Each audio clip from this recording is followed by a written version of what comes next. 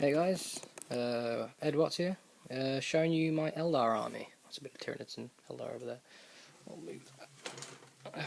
Basically, if any of you play Eldar, you've probably seen some of Fritz 40k's videos, and he showed a video on his foot-based Eldar army, and it's a very nice army. It looks amazing. I mean, this army I bought second-hand, so none of this stuff's amazingly painted. Like the avatar. There he is in all his glory. But I disagreed with a couple of things he did. It still works, obviously, because he does it and he's got a lot more experience under his belt than me. And there's a few things I did agree with.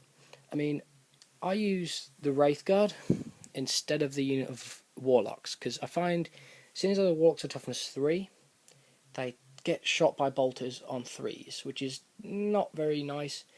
And the 4+ rerollable does save them sometimes, but not as much so as if you had a toughness 6, 3+ arm save unit, which have fortune on them and conceal. So that's really good. And the 2 units of 9 Dire Avengers that you had either side would actually be very effective. I've tried it out; it works.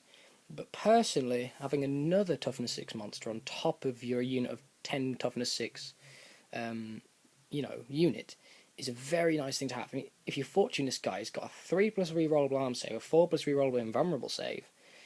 His weapon skill 10, he causes fear, he has an impact hit, he gets moved through cover, he gets all the trimmings. He's a beast. He is. Weapon skill 10 as well. Space Marines are 5s to hit him. So I take, as my block, which goes in, I just take Eldrad, the unit of 10 Wraith Guard, and the Avatar. This is 1500 points, by the way, I didn't say. 1500 points, this is ish. This is what I take normally. So the unit of 10 Wraith Guard approach on the front with the Avatar next to them, not in the unit because he can't, and then Eldrad in the unit of Wraith Guard, fortuning the Wraith Guard and fortuning the Avatar and dooming something if needs be. And then that's my troops choice as well, because it's a 10-man unit and a Spirit Seer, so therefore it's a troops choice. Then my other 2 troops choices, or my other 3, 2 units of Guardians. I love his idea of Guardians that Fritz did. I really like Guardians as well. Gives you numbers, gives you more bodies on the battlefield, which for Eldar is a massive bonus. And I maintained what he said because I love this unit, a 10-man unit of Pathfinders. I personally have about 40 Pathfinders. They're brilliant. I've used them all in the game once. They've performed really, really well. Tactics behind them, they've got a 2+ save. They're just beasts.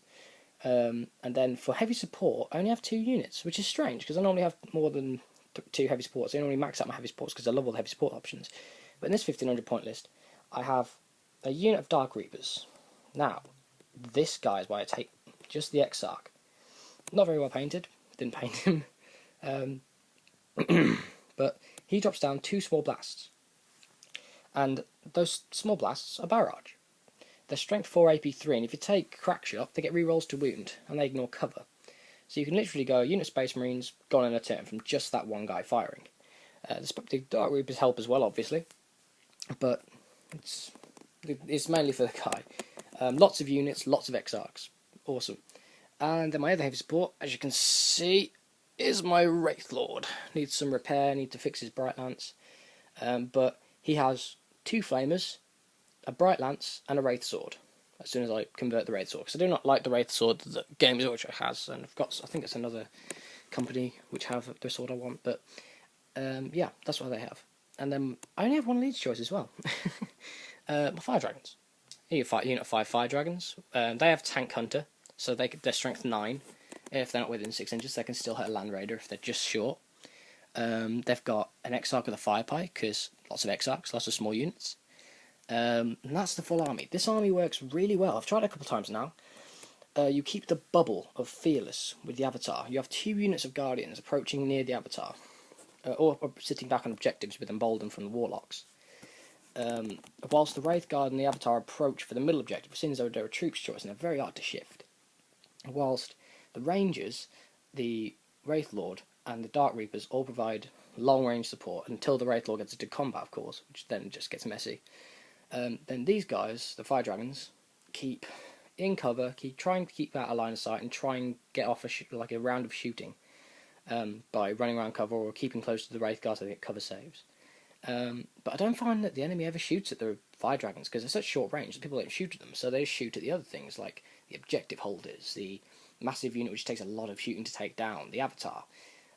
The idea of this army, there's lots and lots of threats for your enemy, and your enemy has to think a lot about taking out this army, because you've got the rangers with the 2+ save, you've got the toughness 8 Wraithor, which you need to have missiles to take it down, or las cannons. And yeah, this army works really well. I'm going to do a battle report soon using this army, and I'm going to show you just how well it works. And both the Guardian squads have scatter lasers. Scatter lasers in Guardians are pretty good, because you've got the 4 shots at strength 6. It's nice. And it's nice to have a bright lance, actually, now thinking about it, because you've just got that threat, which is what Fritz said, which I agree with. But this army I like this army. This army works fairly well for me. I'm going to show you how it works. Probably tomorrow or the day after, depends when I edit it. So, yeah, look forward to the next one. I'm going to show you my guard next.